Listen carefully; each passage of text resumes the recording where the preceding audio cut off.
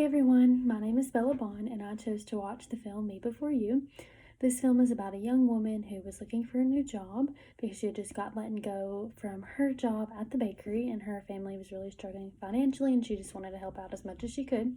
So she finds a job as a caregiver. She was responsible for taking care of a young adult quadriplegic man.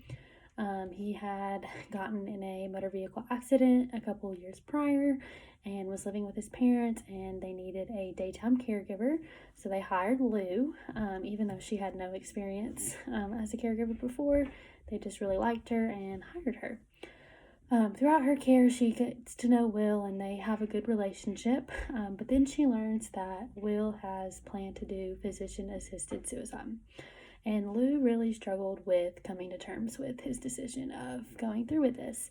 She just didn't understand why he would want to do this because he has parents that love him and friends that love him, and she loved him.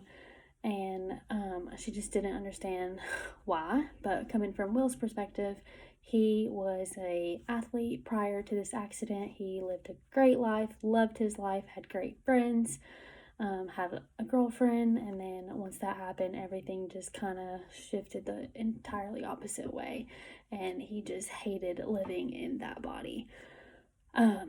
This film does relate to a lot of ethical principles like autonomy, beneficence, non-maleficence, and justice. Will chose to follow through with a physician-assisted suicide, and he had that autonomous right to do so. We are all guaranteed autonomy, and he used his free will to choose that path for him. He understood what it meant. He was fully mentally capable of making that decision, and he did end up going through with it.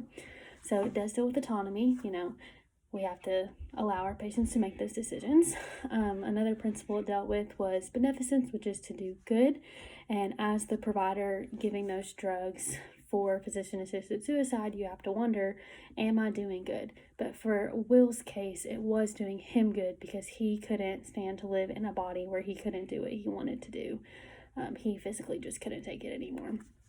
And same with non-maleficence. As providers, we want to do no harm, and you are giving drugs that do end people's lives, and that would technically be harm, but he chose that decision. So they're controversial areas, and we have to understand there's different sides to each one of those, but at the end of the day, he had the autonomous right to make that decision. Another principle was justice, was because Will really struggled to cope with why this happened and how fair it was that he had to deal with this. Same with Lou. She just didn't think it was fair to, all his friends and family, that he was willing to just throw his life away because he was a quadriplegic. So those are some of the principles that the movie talked about. We have the term well dying, referring to a good death, and this can vary from person to person. Every person has an idea of how they want to die and what wishes they want for their death. And with well dying, Will got to choose how he died. He was pain-free. He was relieved from his emotional suffering because of his physical disability. He chose to end his pain when and how he wanted, and he was able to get all of his affairs in order prior to doing so.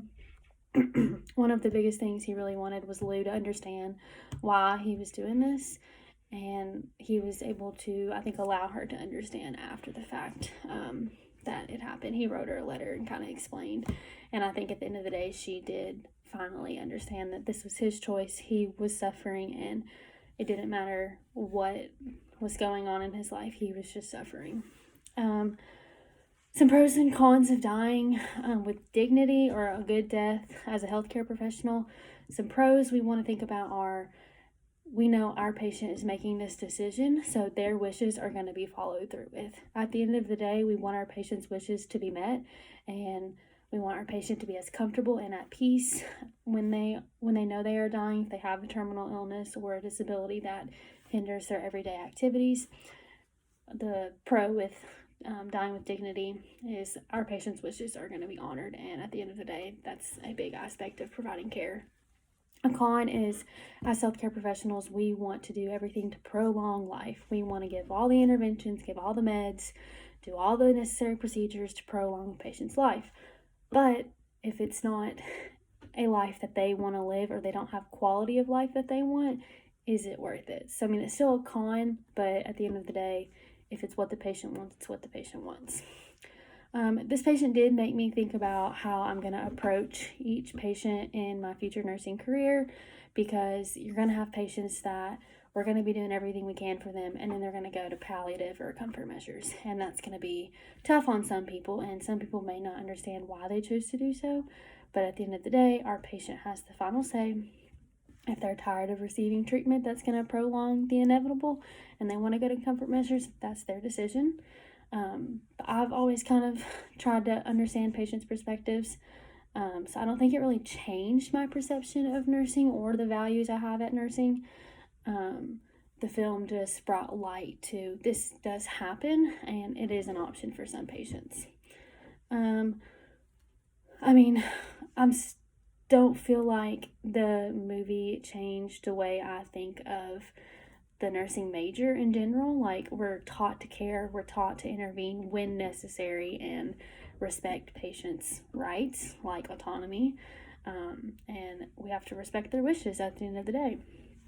I do think this was a really good film because it did bring light to a lot of situations that could be out there, like people who got in accidents and became a quadriplegic or have some other disability that hinders the everyday activities for them and causes them to suffer. Whether or not they end up following through with physician-assisted suicide, it still brings light to the daily struggles of people with quadriplegia or paraplegia or any kind of disability. And I feel like not a lot of movies do that, but in this movie he did follow through with physician-assisted suicide, which is a very controversial topic. But it was a really good movie, and I would suggest you watch it if you're interested.